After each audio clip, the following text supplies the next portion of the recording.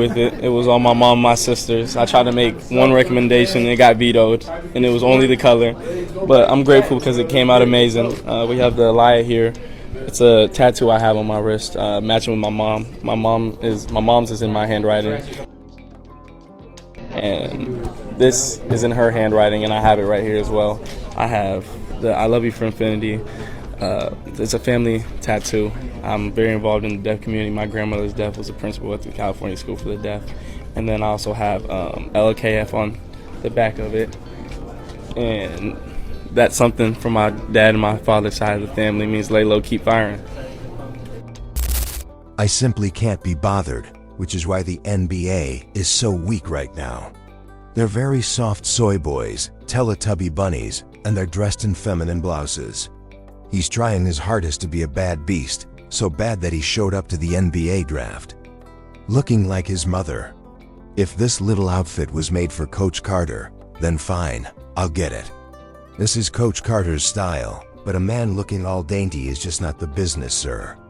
I command you to donate this outfit to Coach Carter and fire your mother and your sister as well, because this is a direct reflection of how your life decisions will proceed going forward.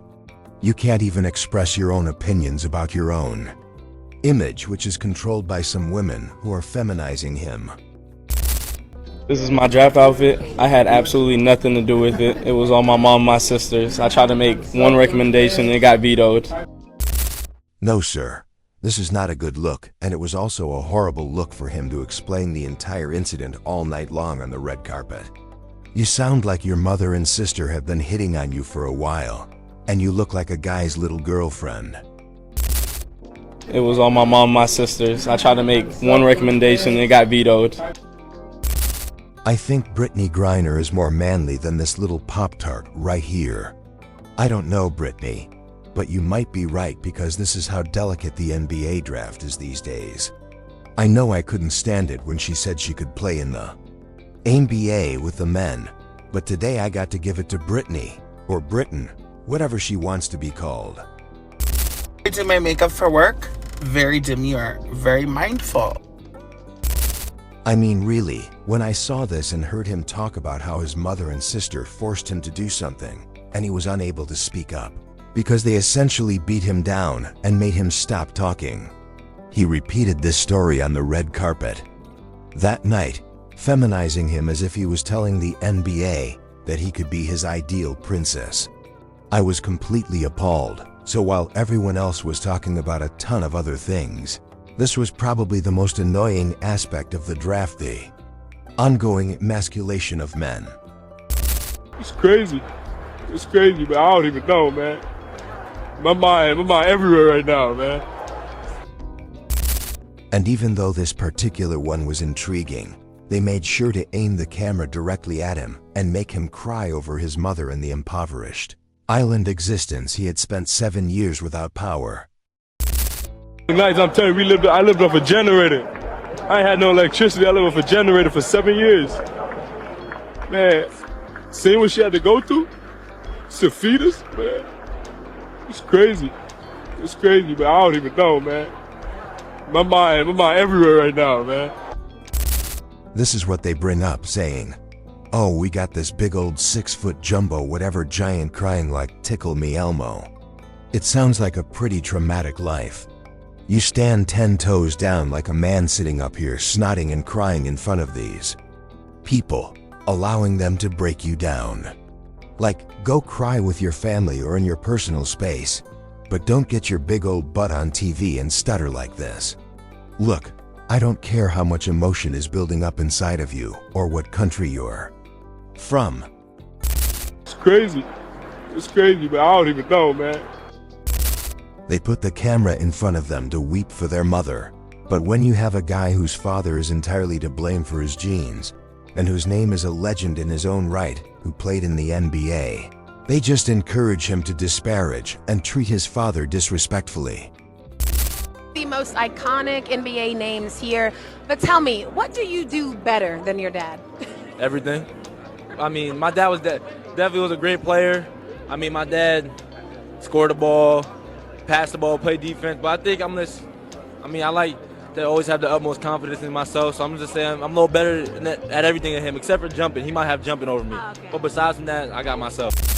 It's obvious that it's acceptable to trash talk your dad, even though his work and DNA are the reason you're standing up there with your big, old, goofy, disrespectful self. However, people are also tired of the NBA's gentrification, as they've been drafting a lot of immigrants for years, completely changing the league and replacing all the Americans at the same time. You know, everyone is trained to expect a good traumatic struggle story. And let's face it, a lot of people can't stand it when these guys can enter a room with a straight back and a high head. If they're not crying and pleading on their knees, the media and the fans won't like them. This clip is currently making the rounds on social media. It's when Toronto selected Kylan Murray Boyles of South Carolina in the draft. The University of South Carolina. Kylan Murray Boyles. Fans feel that he was not pleased with the choice and that he somehow refused to travel to Toronto. Social media users claim that he cursed and was fined $25,000 for it. Wait. You're telling me that this man was fined $25,000 for his? Wait, you're telling me this guy got fined $25,000 for his actions after he got drafted? Oh my gosh, look at this. Watch right here as he gets up, continues to shake his head, then utters a cuss word under his breath. Look at that. Oh my goodness. Though some people were complaining about his white girlfriend, the NBA clarified that there was a misunderstanding and that he did not curse or receive a $25,000 fine.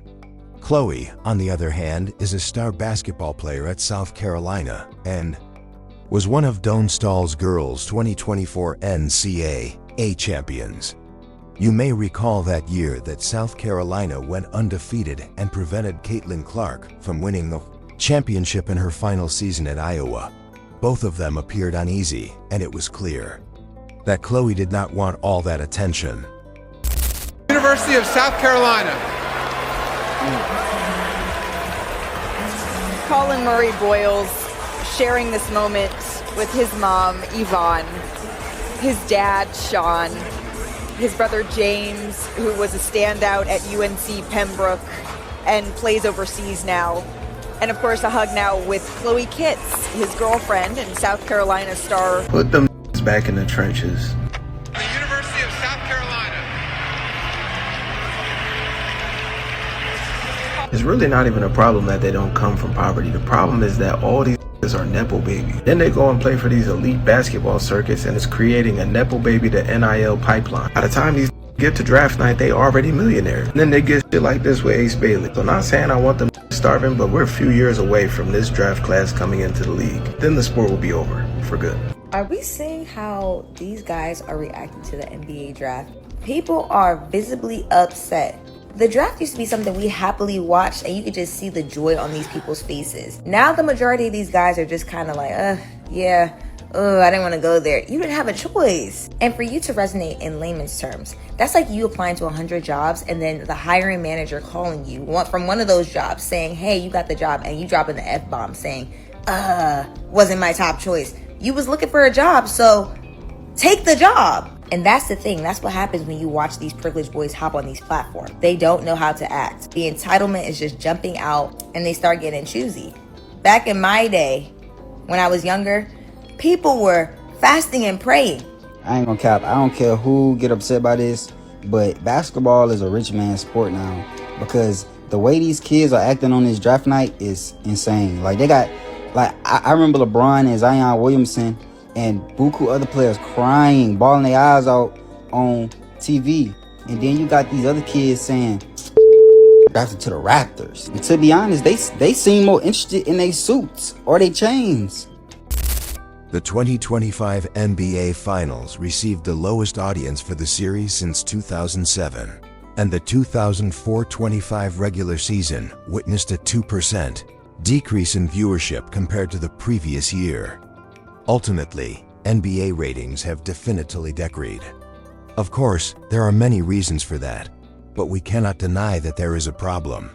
Fans aren't connecting with these players the way they used to, The star power isn't there, and Adam, if you think you're just going to keep replacing black American men like nobody can see what's going on, you have another thing coming too.